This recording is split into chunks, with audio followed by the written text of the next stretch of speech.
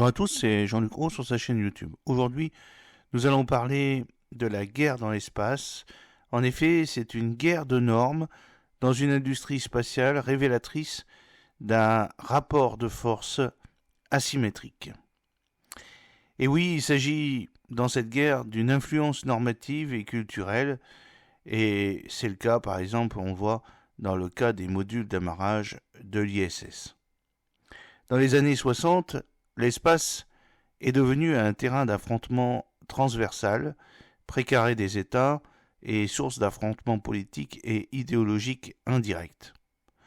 Depuis lors, les États n'ont cessé de redéfinir le rôle de l'espace. La course à l'espace, qui a imposé des défis tant sur le plan économique que technologique, a progressivement laissé place à un développement de la coopération à l'échelle mondiale. La coopération implique une contribution commune à une entreprise collective. Ainsi, l'espace est désormais configuré dans un domaine de coopération où souveraineté nationale, acteurs privés et investissements transversaux coexistent, collaborent et se confondent. L'espace est un environnement singulier avec une haute valeur stratégique. Dans ce contexte, les infrastructures spatiales sont devenues des instruments clés de la mondialisation et des atouts stratégiques incontournables fournissant un appui terrestre, maritime et aérien aux États dans leur politique d'observation et d'intervention, à la fois civile et militaire. Par exemple, les satellites renforcent les connaissances scientifiques et sécuritaires en suivant et en gérant le trafic aérien, en fournissant des alertes en cas de catastrophe ou en offrant des prévisions météorologiques, tant au niveau national qu'international. De plus, ces infrastructures spatiales ont permis et continuent de permettre un accès aux modes de vie modernes en référence à l'utilisation de l'Internet et de la 5G, de la télévision, de la radio, des téléphones, des transactions bancaires, de la géolocalisation connue sous le nom de GPS, Global Positioning System, ainsi que l'utilisation de canaux de communication sécurisés. De plus, elles sont présentées comme un atout stratégique dans les domaines du renseignement et de la surveillance, un service particulièrement utile aux forces armées.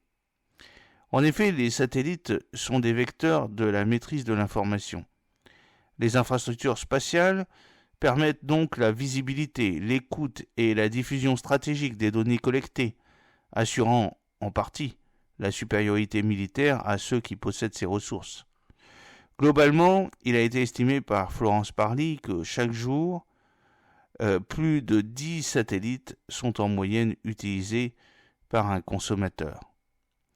Ainsi, au fil des décennies, l'environnement spatial s'est imposé comme un milieu incontournable jouant un rôle important dans la préservation de la souveraineté étatique et permettant de réaliser des avancées technologiques sans subir les frontières terrestres. Néanmoins, une coopération dans l'espace requiert, comme dans nombreux autres domaines, l'établissement de normes pour garantir un fonctionnement efficace à court et à long terme. Le domaine spatial étant complexe et peu perméable, contrairement au domaine terrestre, maritime et aérien, un haut degré de normes est nécessaire pour assurer l'interopérabilité des projets spatiaux. Cependant, les contraintes spécifiques du domaine spatial font que les normes qui y sont appliquées sont uniques. En effet, dans cet environnement, tout est planifié, exécuté sur le long terme pour des raisons diverses, recherche et développement, contraintes budgétaires, considérations politiques, etc. Ainsi, une norme peut être en vigueur sur une période prolongée et l'espace est pensé dans une perspective à long terme. Par exemple, certains matériaux utilisés dans les années 60 sont devenus la norme en raison de leur utilité et sont encore utilisés aujourd'hui car ils sont difficiles à remplacer et à adapter. Remplacer le SAS d'un satellite, par exemple, s'avère particulièrement complexe et onéreux. L'espace est devenu en lui-même un environnement normatif. Ainsi, il semble intéressant de se questionner sur l'origine de ces normes. Ces dernières, facilitant les échanges et prônant la coopération, se révèlent être en réalité de redoutables outils d'influence et de manipulation des marchés économiques. Ainsi, cette petite vidéo cherche à souligner la naïveté caractérisée de la question normative en mettant en lumière les rapports de force sous-jacents au développement de l'industrie spatiale mondiale. C'est dans ce contexte que la Station spatiale internationale ISS a été construite.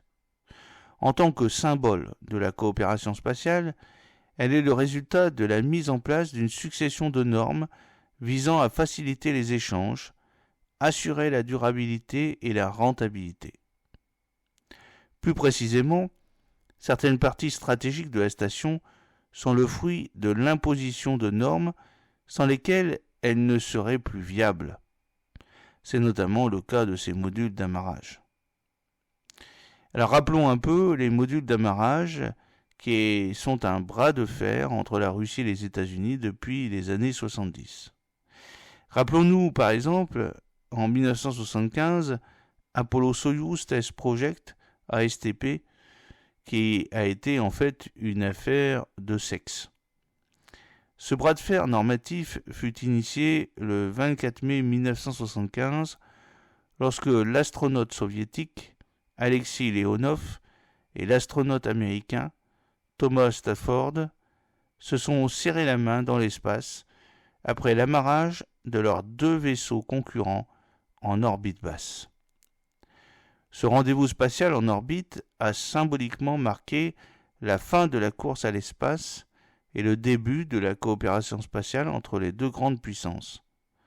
Néanmoins, cette diplomatie de façade ne s'est jamais traduite en réel apaisement. En effet, la confrontation indirecte qui caractérisait la guerre froide semble s'être transformée en une compétition pour l'influence, mettant en évidence un premier rapport de force. Au-delà de l'image historique associée à cet événement, cette poignée de main a déclenché un processus complexe de transfert de données, de communication et d'échange entre l'Académie des sciences de l'Union soviétique à Moscou et la NASA. L'amarrage, qui a nécessité la conception d'un module de jonction entre les deux vaisseaux étrangers, a mis en lumière l'importance stratégique de ce composant. Du point de vue de la coopération, la conception d'un module de rattachement offrait la possibilité d'approfondir la collaboration et d'apporter une assistance en cas de besoin. Cependant, au-delà des enjeux sécuritaires, il s'agissait indéniablement d'une mission de nature politique. En raison des différences de conception entre les deux vaisseaux, les ports d'amarrage d'origine n'étaient pas compatibles. Les ingénieurs des deux blocs ont donc dû concevoir un module de rattachement adapté, initialement composé d'une pièce mâle et d'une pièce femelle.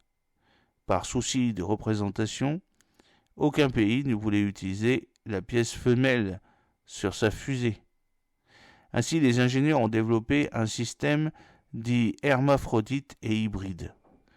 Ce premier module d'amarrage, produit à parts égales par la Russie et les États-Unis, a donc été le premier de son genre, marquant le début d'une coopération significative dans l'espace. À travers cette poignée de main, une première norme venait d'être constituée. Puis il s'agit de la station Mir, un premier avantage normatif russe.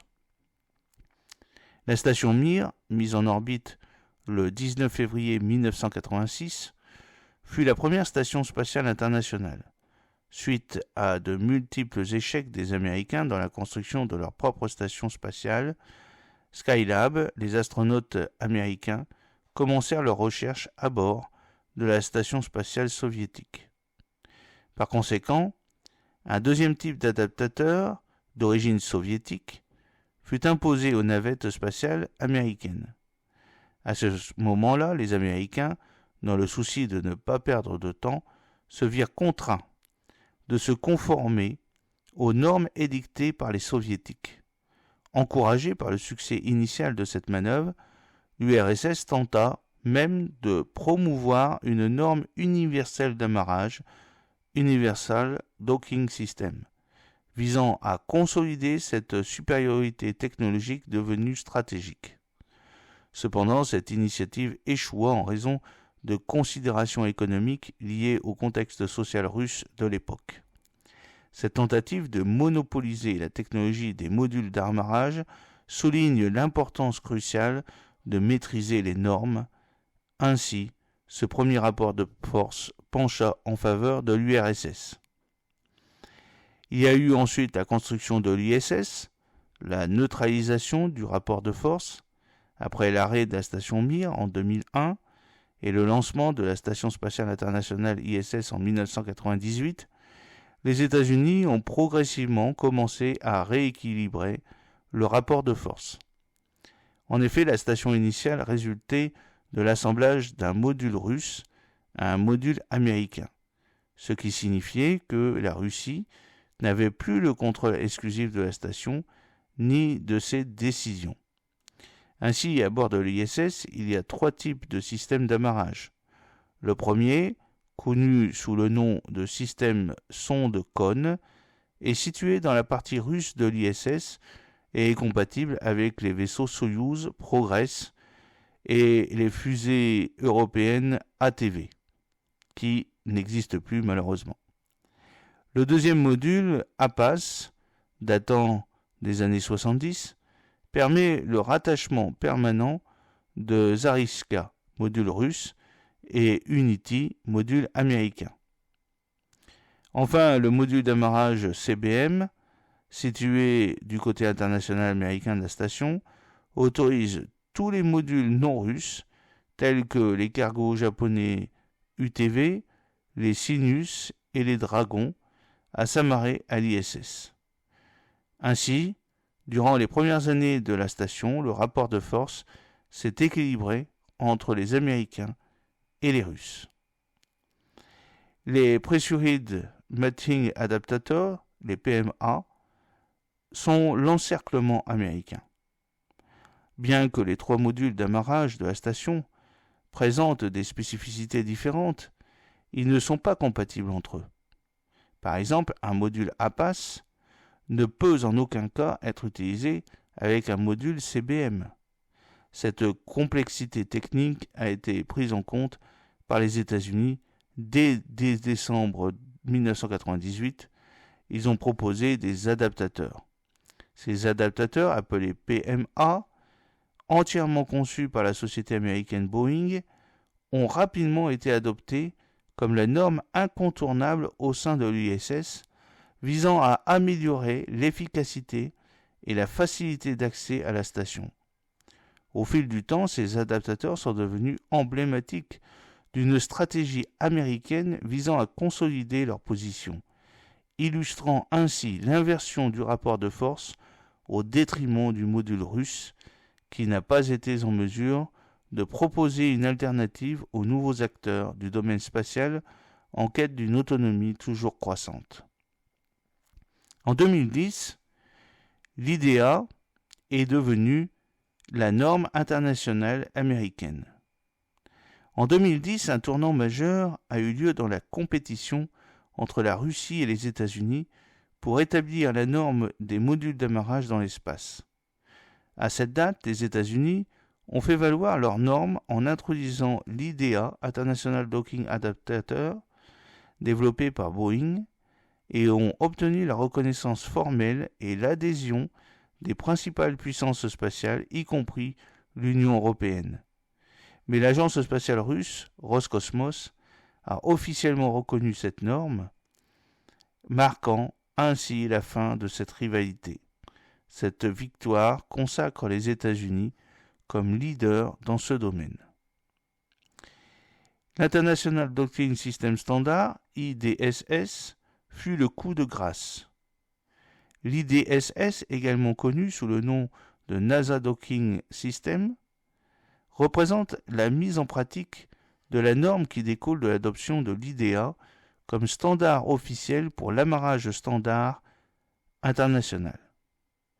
À partir de 2010, la plupart des véhicules spatiaux en cours de développement ont été conçus avec un système d'amarrage conforme à cette norme.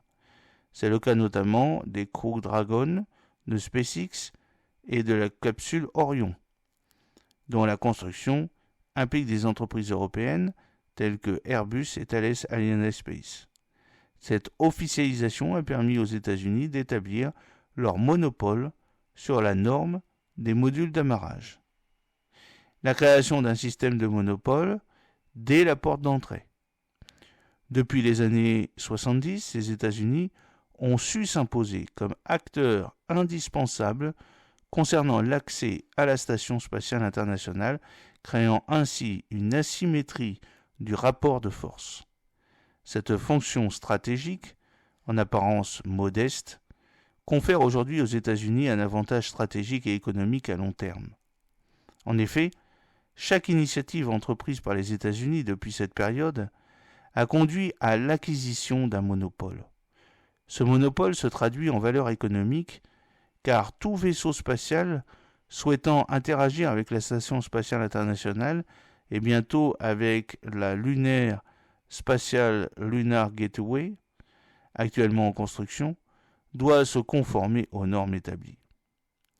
Cela favorise également l'industrie spatiale américaine, ouvrant ainsi la voie à davantage de contrats qui renforcent la mainmise des États-Unis sur l'industrie spatiale à l'échelle mondiale. Ainsi, les modules d'amarrage revêtent une importance stratégique cruciale, une réalité comprise et anticipée par les États-Unis.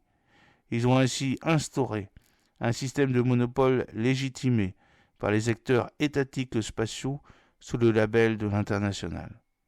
Il devient clair que pour participer, il est impératif de se conformer. Airbus suit cette tendance en adaptant ses normes, renforçant ainsi le monopole américain. Bien que l'uniformisation du savoir-faire puisse sembler logique pour garantir un fonctionnement harmonieux, elle met en lumière un déséquilibre de pouvoir asymétrique entre les États-Unis et le reste du monde. Il devient ainsi évident que derrière l'appellation internationale, c'est souvent la NASA qui se trouve en coulisses, dictant les règles de jeu. Il s'agit donc d'un rapport de force asymétrique à double vitesse reposant sur l'intelligence économique.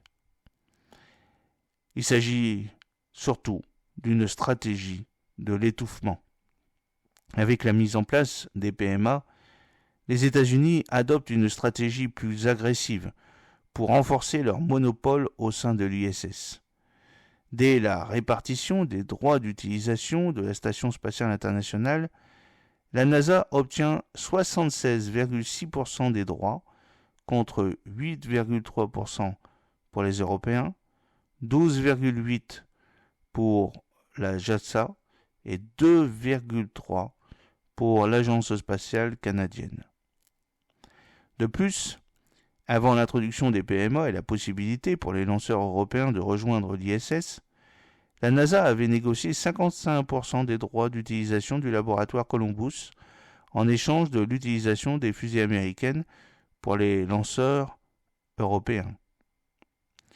Cette stratégie visait à maximiser le rendement économique. Les États-Unis avaient alors évalué leurs atouts et faiblesses au sein de l'ISS, ainsi que leurs leviers d'action, et avaient ciblé les besoins et compétences des Européens. Cette offensive ciblée, associée à l'importance stratégique attribuée à l'environnement spatial, a conduit les Européens à se retrouver sous l'influence des Américains, comme dans d'autres domaines, renforçant ainsi la présence de ces derniers dans l'espace. Par ailleurs, l'omniprésence des Américains dans les négociations s'explique par deux facteurs. D'une part, le contexte historique inciter les échanges des Européens à se faire avec les Américains plutôt qu'avec les Russes. Et d'autre part, sur le plan pratique, l'accès au sas d'entrée américain est plus large que celui russe, permettant ainsi le transport de matériel plus volumineux.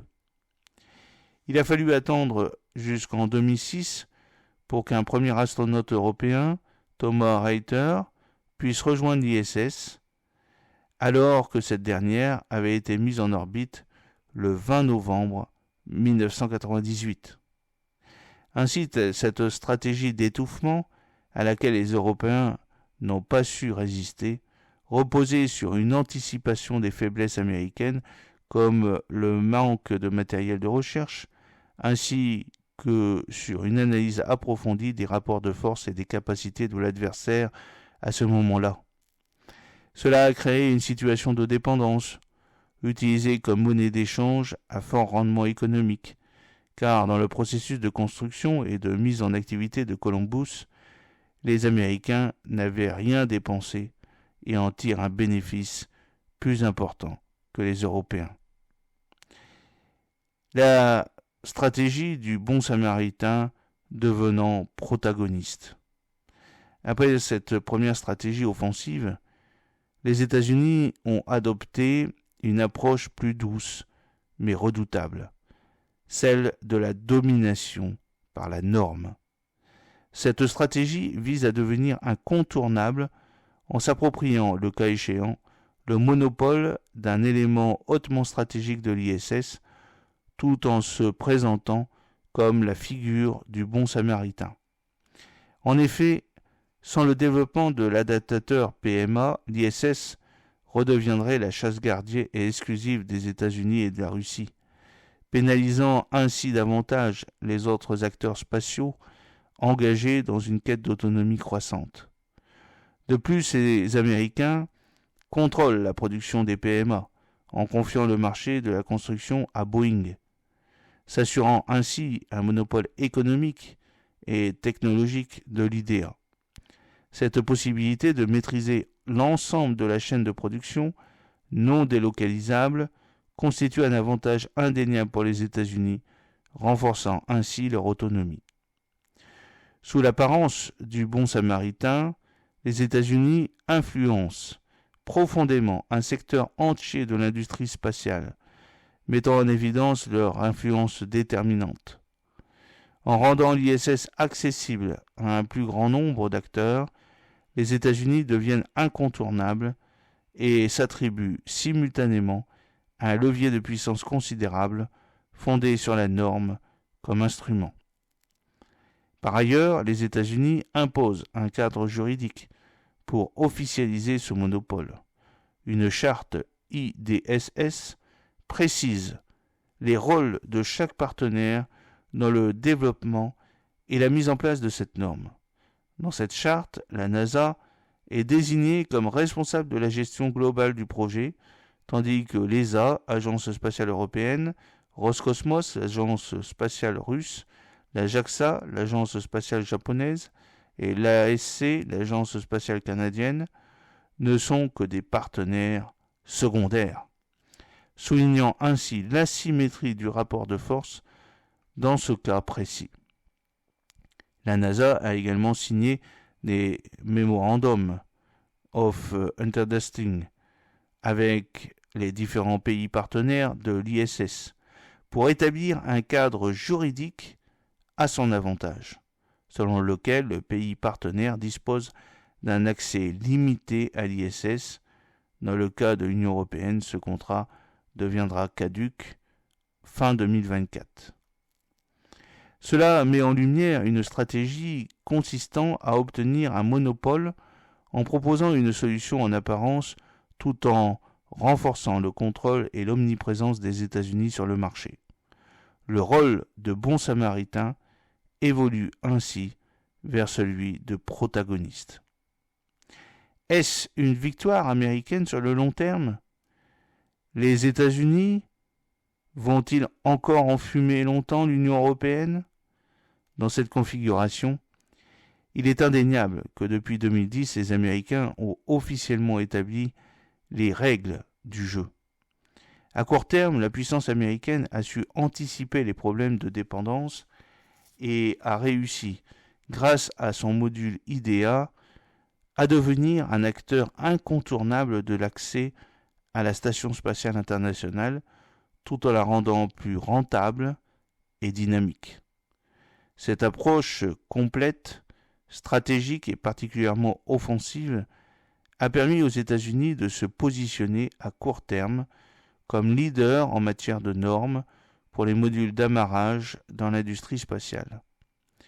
Le choix de se concentrer sur les modules d'amarrage pour déployer leur stratégie n'est pas anodin, car il fait des États-Unis le pivot central de l'ISS et conditionne son accès.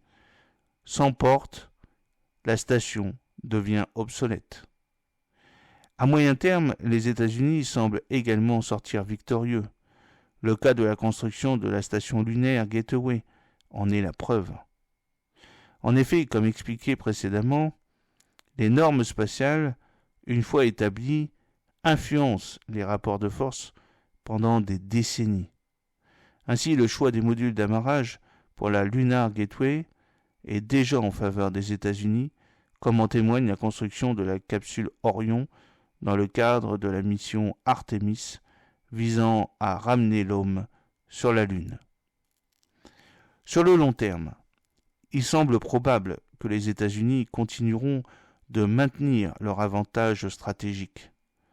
Cependant, ce monopole en matière de normes peut également comporter des risques. Avec l'évolution constante et rapide de la technologie, il arrive que certains composants soient remplacés par d'autres. Cela soulève des questions de certification qui sont elles-mêmes influencées par les normes en vigueur. En cas de modification d'une pièce, l'ensemble du système doit être certifié pour être conforme à la nouvelle norme, ce qui prend du temps. Les États-Unis ont déjà été confrontés à cette situation, obligeant leurs scientifiques à chercher des microprocesseurs 68 000 dans les poubelles des hôpitaux pour remplacer certaines pièces de leurs fusées. Certaines anecdotes, bien que surprenantes, mettent en lumière le manque de réflexion stratégique en amont pour maintenir une industrie cohérente. Ainsi, dans le domaine spatial, il est crucial de prendre en compte les perspectives à long terme, tant en termes de vision stratégique que de capacité industrielle. La quête incessante d'innovation peut parfois entraîner vers des impasses. En ce qui concerne l'Union européenne, celle-ci a proposé sa propre norme d'amarrage, l'IBDM, International Berthing and Docking Mechanism, qui est compatible avec l'IDEA. Cette initiative de l'ESA démontre les capacités de l'Europe à collaborer pour faciliter les processus. L'Union européenne possède donc les compétences nécessaires pour établir une norme. De plus, grâce à sa diversité, l'Union européenne est en mesure de maintenir ses compétences stratégiques en interne, ce qui lui permettra dans les années à venir d'influencer plus largement les rapports de force et de puissance en devenant plus offensive et consciente de ses compétences et de ce qu'elle a à offrir. Cette lutte des normes dans l'industrie spatiale semble refléter le principe de compétition, dans lequel la coopération dissimule en réalité une véritable compétition, comme le suggère cette vidéo. J'espère que cette petite vidéo vous a plu. N'oubliez pas de cliquer sur le pouce pour la promouvoir, de vous abonner si ce n'est pas encore fait, et de partager cette vidéo sur vos réseaux sociaux. À très bientôt, fidèlement, Jean-Luc O.